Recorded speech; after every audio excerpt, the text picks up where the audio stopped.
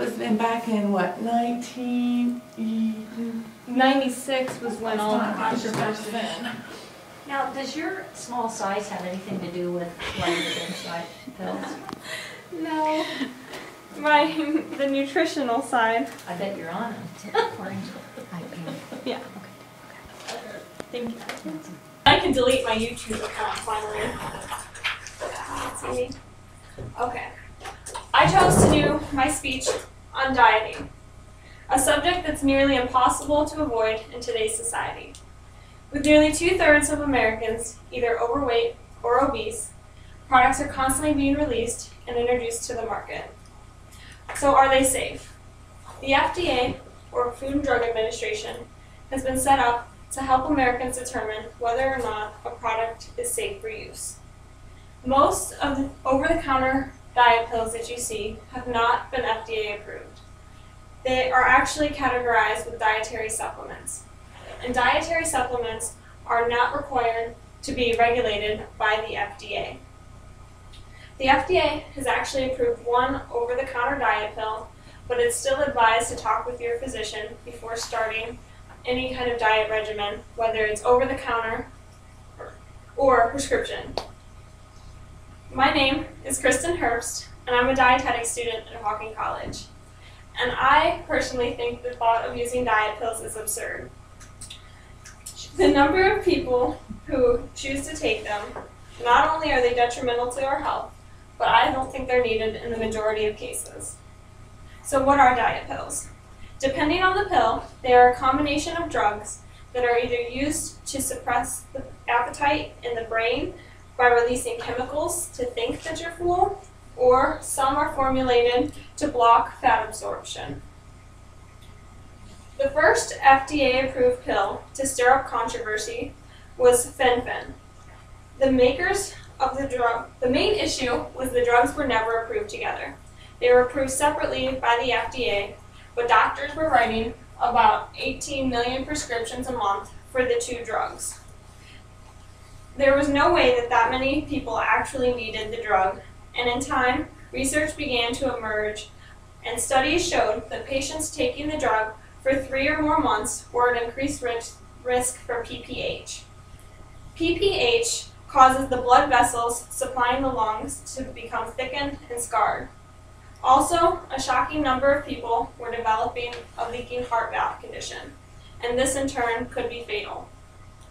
A study done in 1997 surveyed 24 women who had developed PPH after taking Fen-Phen.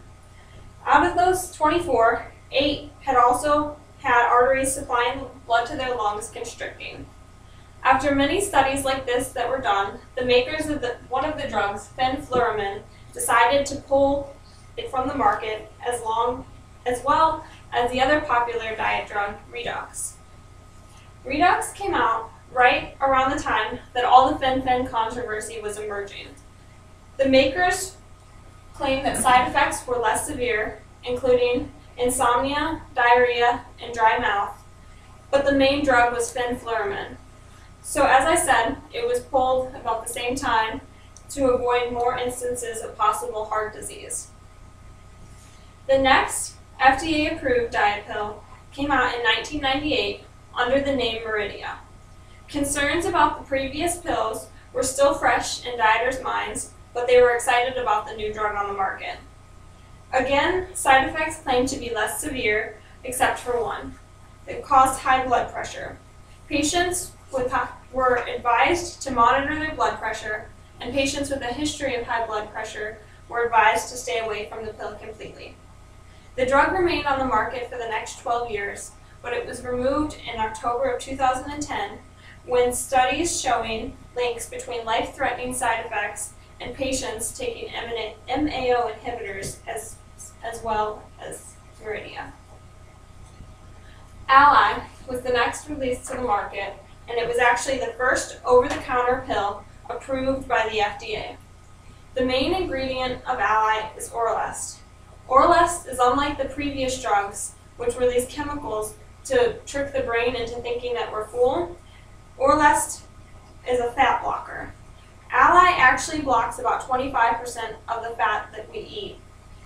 And blocking fat sounds great, but it also gets in the way of our body absorbing essential fat-soluble vitamins. So a lot of nutrient deficiencies have occurred with Ally. Also, the side effects are embarrassing and can include loose stools and oily discharge. As for today, the FDA has not approved a prescription pill in over a decade. And as we speak, there's a constant race of the 3 main drug companies to release the next big diet pill. And as of right now, Cunexa is in the lead.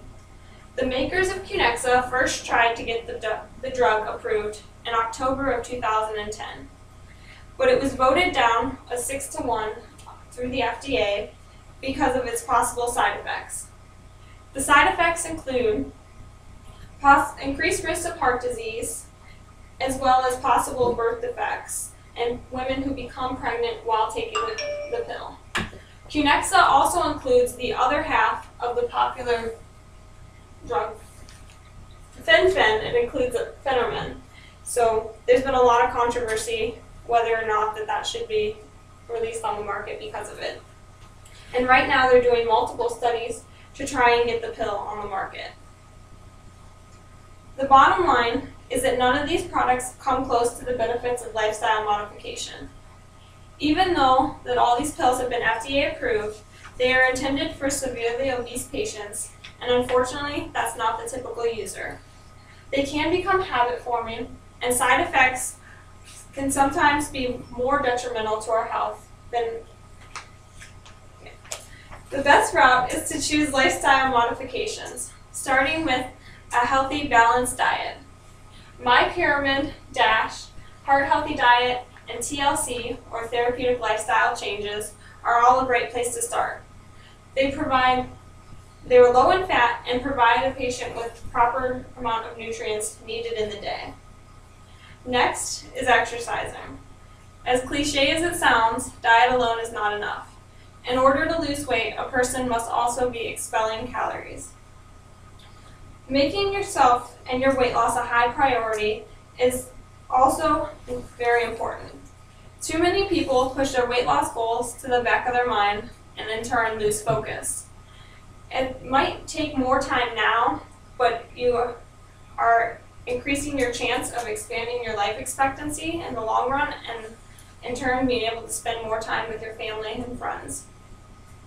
Also, there's been studies showing that getting in the habit of weighing yourself daily is also beneficial. A study done on 3,000 obese and overweight patients that enrolled in a weight loss clinic for about 2 years showed that those who weighed themselves daily had a higher success rate because they were more aware of their weight day to day and they could tell if changes were being made. So, in conclusion, the diet pills are not as wonderful as society makes them out to be. There are real side effects that go along with the pills, whether it is short-term or long-term. Many drugs have no long-term testing done on them before they are released to the market. Researchers can guesstimate what these side effects may be, but nothing is set in stone. And it's just a matter of time before all the long-term side effects begin to emerge. This can all be avoided by losing weight the old-fashioned way, with diet and exercise.